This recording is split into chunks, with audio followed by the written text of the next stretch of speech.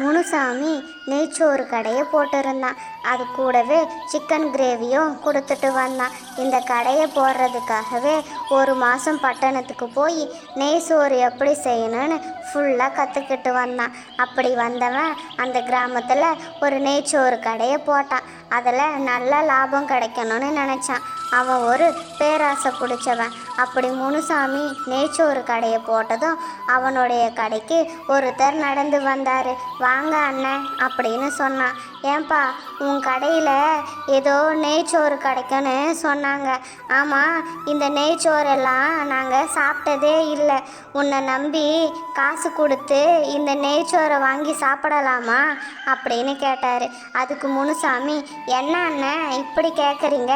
இதெல்லாம் பட்டணத்தில் தான் கிடைக்கும். நான் நம்ம கிராமத்து மக்களுக்காகவே ஒரு மாதம் பட்டணத்தில் போய் கற்றுக்கிட்டு வந்தேன். நீங்கள் சாப்பிட்டு பாருங்கள், ரொம்பவும் ருசியாக இருக்கும் அப்படின்னு சொன்னான். அப்படி அவன் சொன்னதை நம்பி அந்த கிராமத்து மக்கள் எல்லாருமே அவனுடைய கடைக்கு வந்து அந்த நெய் சோறையும் சிக்கன் கிரேவியும் வாங்கி சாப்பிட்டுக்கிட்டு இருந்தாங்க. அப்படி அவனுடைய வியாபாரம் ரொம்ப நல்லாவே போய்கிட்டு இருந்துச்சு. அப்படி அவன் வியாபாரம் செஞ்சுக்கிட்டு இருக்கப்ப அவனுடைய கடைக்கு ஒரு பாட்டி வந்தாங்க. வாங்க பாட்டி அப்படின்னு சொன்னான். அதுக்கு அந்த பாட்டி, ஏன்பா நெய்ச்சோறுனா இதில் நெய் அதிகமாக போட்டிருப்பல்ல, என்ன மாதிரி வயசானவங்க அதிகமாக நெய் சாப்பிடக்கூடாது, உனக்கு தெரியாதா? இப்போ நாங்கள் எப்படி சாப்பிட்றது அப்படின்னு சொல்லி கேட்டாங்க. அதுக்கு முனுசாமி, பாட்டி நீங்கள் பயப்படாதீங்க, இதில் நான் கொஞ்சமாக தான் நெய் போட்டு நெய்ச்சோறை செஞ்சுருக்கேன். நீங்கள் தாராளமாக சாப்பிடலாம். என் கடையில் எல்லாரும் சாப்பிட்ற மாதிரி தான் நெய் சோறை செஞ்சுருக்கேன் அப்படின்னு சொன்னான். அப்படி முனுசாமி தான் கடைக்கு சாப்பிட வர எல்லார்கிட்டையும் நல்ல விதமாக பேசி எல்லாரையும் தன்னுடைய கடையில் அந்த நெய் சோறையும் சிக்கன் கிரேவியும் சாப்பிட வச்சான். அவனுடைய வியாபாரம் ரொம்ப நல்லாவே போய்கிட்டு இருந்துச்சு. அப்படி முனுசாமி ஒவ்வொரு நாளுமே எப்படி லாபம் அதிகமாக சம்பாதிக்கிறதுன்னு யோசனை செஞ்சுக்கிட்டே இருப்பான். அப்படி வீட்டுக்கு வந்த முனுசாமி வயிறு முழுக்க சாப்பிட்டு முடித்தான். சாப்பிட்டு முடிச்சுட்டு கட்டலில் உட்காந்துக்கிட்டு இருந்தான். யமுனா மெதுவாக நடந்து அங்கே வந்த யமுனா இப்படி கேட்டா, என்ன ஆச்சுங்க, சோகமாக உட்காந்துக்கிட்டு இருக்கீங்க, வியாபாரம் ஆகலையா என்ன அப்படின்னு சொல்லி கேட்டா.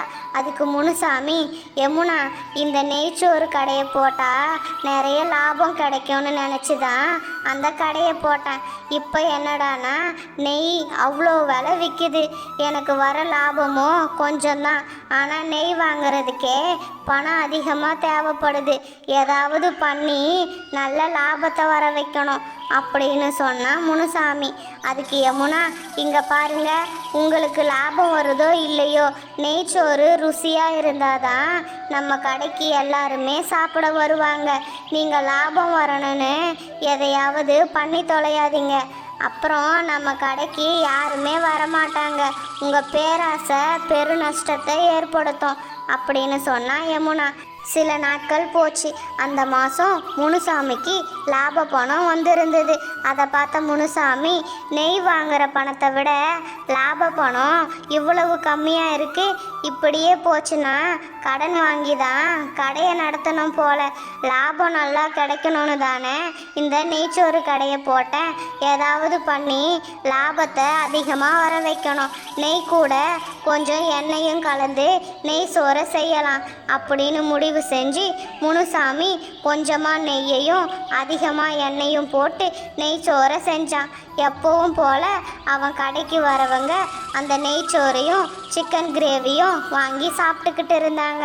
அவங்க யாரும் கண்டுபிடிக்க மாட்டாங்கன்னு நினச்சான். அங்கே இருந்தவர், ஏன்பா முனுசாமி, உன் கடையில் இதுக்கு முன்னாடி சாப்பிட்ட நெய்ச்சோறுக்கும் இன்னைக்கு சாப்பிட்ட நெய்ச்சோறுக்கும் நிறைய வித்தியாசம் இருக்குப்பா. நெய்ச்சோறில் நெய் போடுறியா இல்லையா? ஏதோ எண்ணெய் சோறு சாப்பிட்டா மாதிரி இருக்கு. நீ பேருக்கு தான் நெய்ச்சோறுன்னு சொல்கிற, ஆனால் எங்கள் எல்லாரையும் நீ நல்லாவே ஏமாத்துற அப்படின்னு கேட்டார். அதுக்கு முனுசாமி, அண்ணன் நீங்கள் எதுக்கு இப்படியெல்லாம் பேசுகிறீங்க? நெய் அதிகமாக சேர்த்துக்கிட்டா கொழுப்பு அதிகமாகும்னு கேள்விப்பட்டேன். அதான் நம்ம கடைக்கு சாப்பிட வரவங்களுக்கு எதுவும் ஆகக்கூடாதுன்னு நெய்யை கம்மியாக போட்டேன்.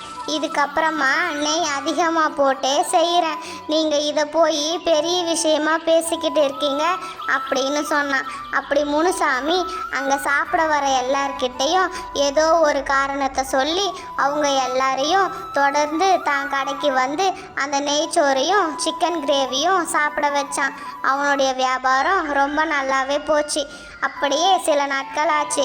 அந்த மாதம் முனுசாமிக்கு நல்ல லாபம் கிடைச்சிருந்தது. அதை பார்த்த முனுசாமி ரொம்பவும் சந்தோஷப்பட்டான். அங்கே வந்த யமுனா இப்படி கேட்டா, என்னங்க இது, இந்த மாதம் நம்ம கடையில் இவ்வளவு லாபம் கிடைச்சிருக்கு, இது எப்படி சாத்தியமாகும்? என்ன செஞ்சு இவ்வளவு லாபம் வர வச்சிங்க அப்படின்னு சொல்லி யமுனா கேட்டா.